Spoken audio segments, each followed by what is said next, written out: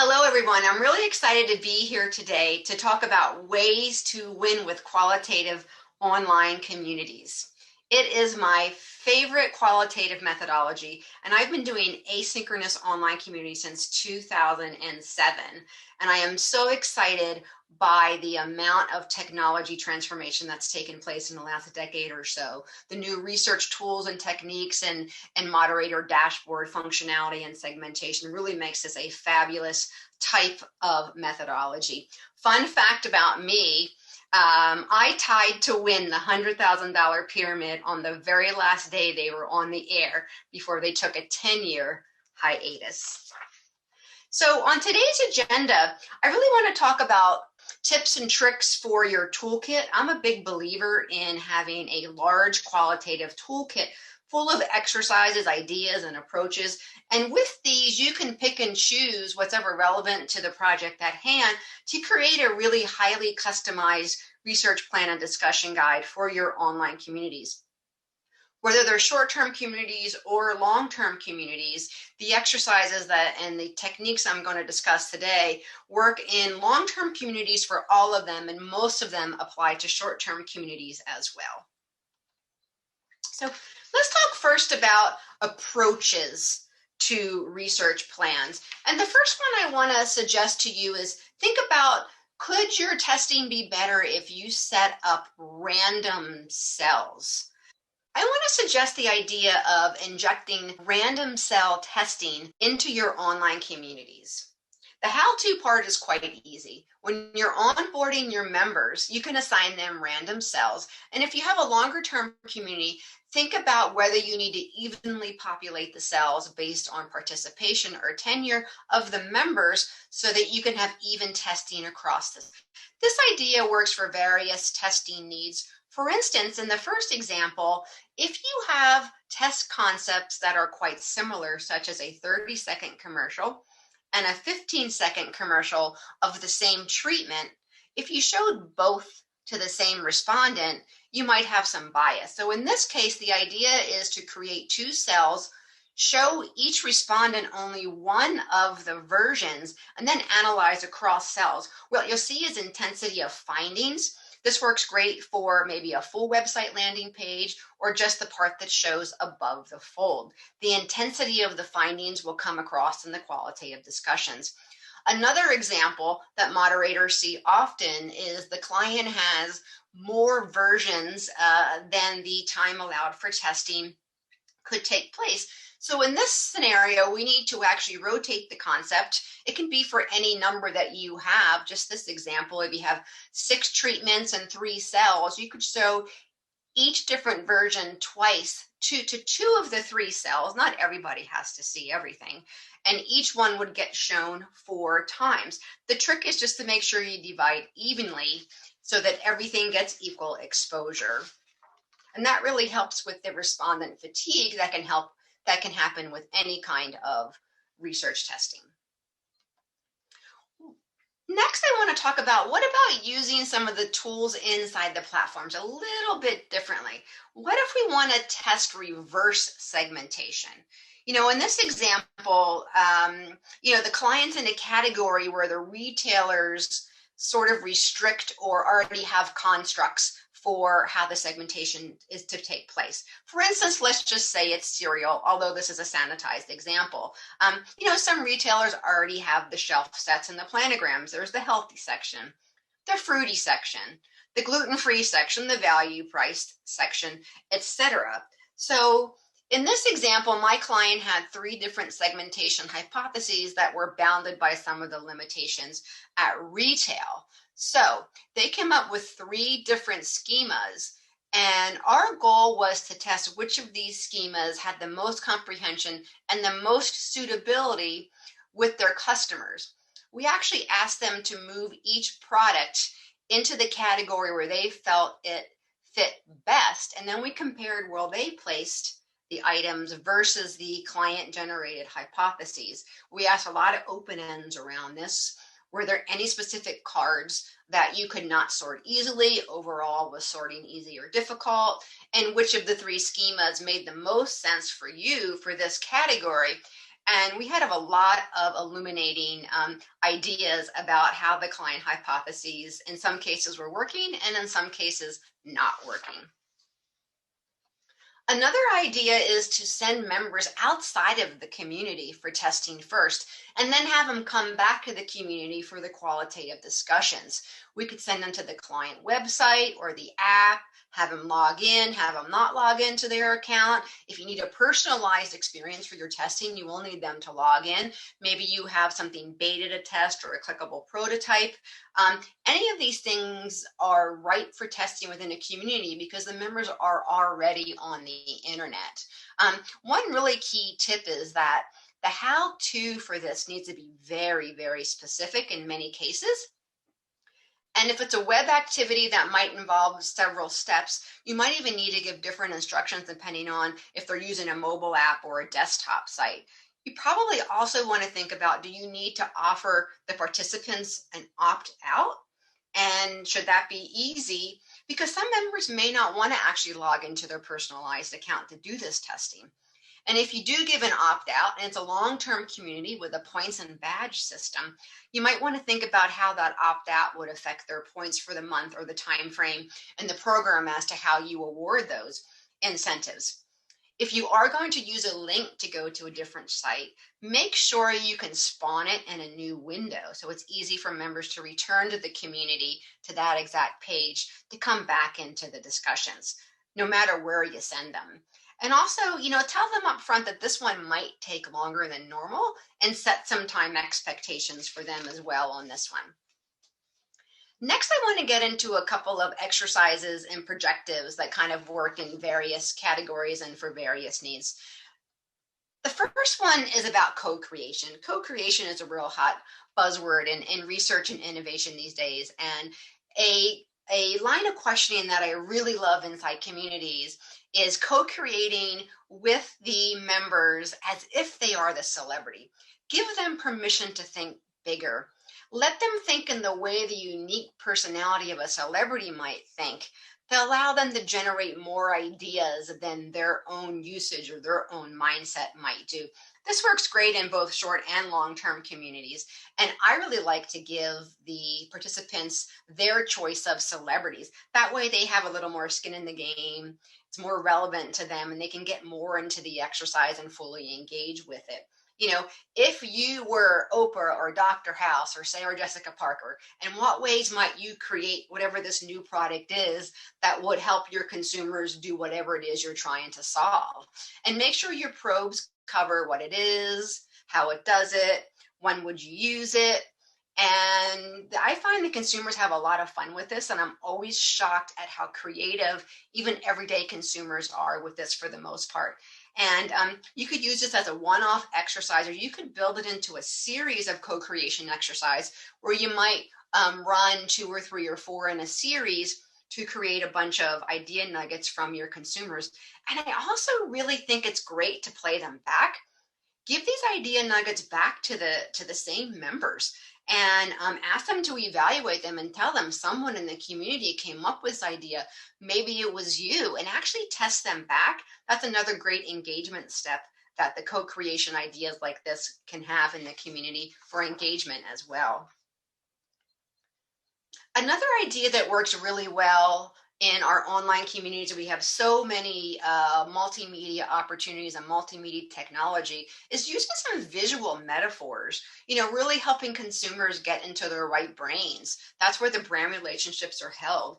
It seems lately I've been getting a lot of client calls as they're testing their new product ideas, regardless of whether it's a baby idea very early on or it's almost a finished concept does that have good brand fit? Do they have permission to go into that new category or that new segment? And by giving the members a choice of something that has a size connotation and asking them, can the brand get from where they are today to where they want to go with this new product idea? How far of a gap do they have to cross? Is it close in, like the Atlantic City Boardwalk, it's a little bit bigger than a sidewalk? Or is it giant like the Grand Canyon? And if you get a lot of Grand Canyon comments back, your brand is going to have poor fit or a lack of permission for this type of new product, and you can really ferret that out then in the open-ended discussion that goes with it. You know, be creative. Choose any 3 objects that are substantially different in size, but also are highly visual.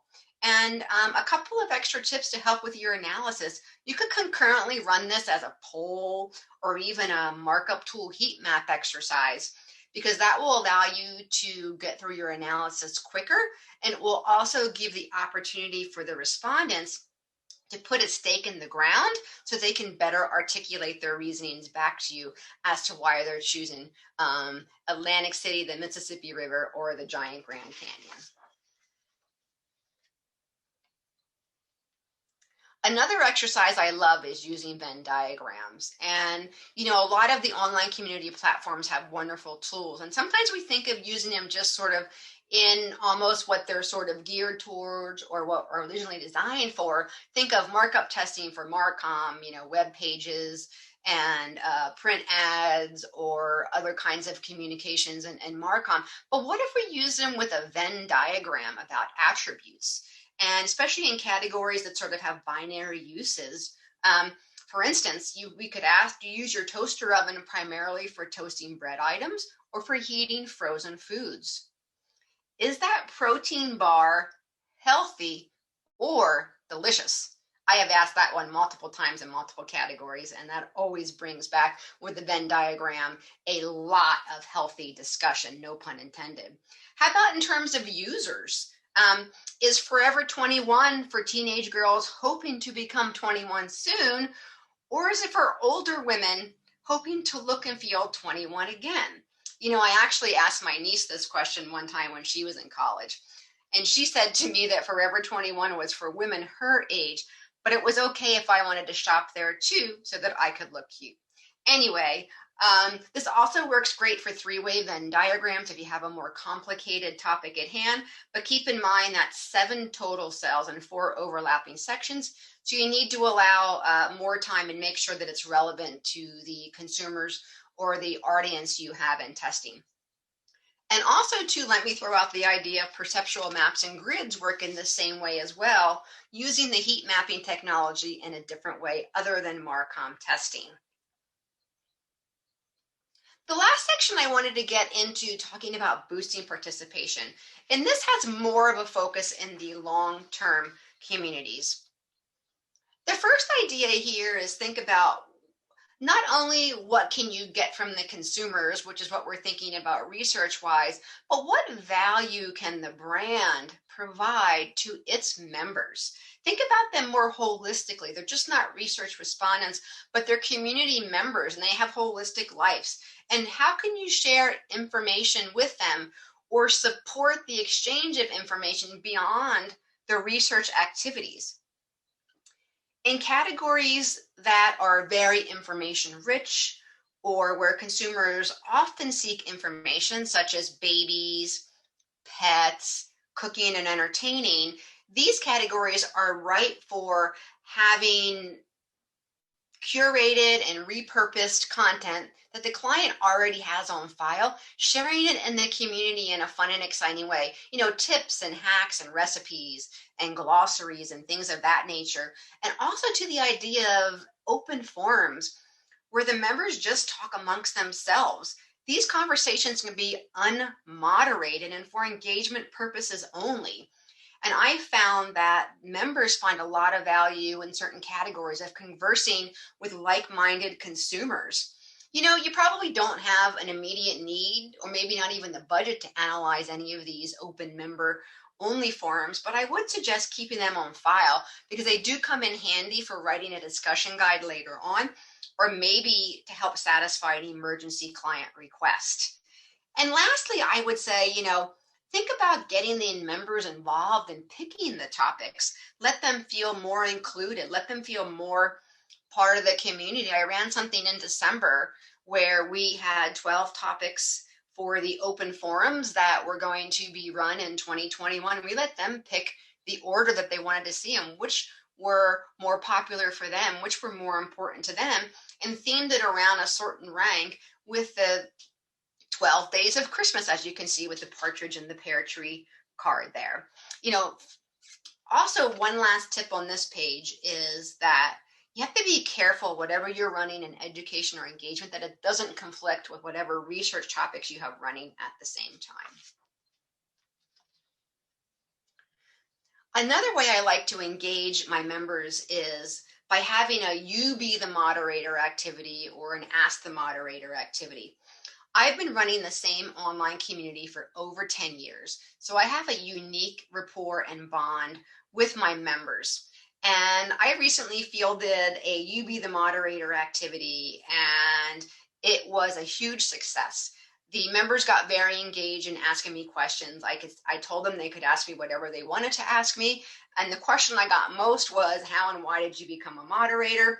I've never heard of this kind of job before. I joined the community. What are your qualifications, experience? What other kinds of projects do you work in? They asked me some community inner working questions. How long does it take to read all the posts? How long does it take to write the reports? How are the topics chosen? How are the questions developed? They kind of wanted to know the nitty gritty of the day-to-day that the moderator does. They also asked me questions about how I use the category. What kinds of soup do I like to make? And of course, they asked me how I and my family were doing during COVID and what we most look forward to when it was over.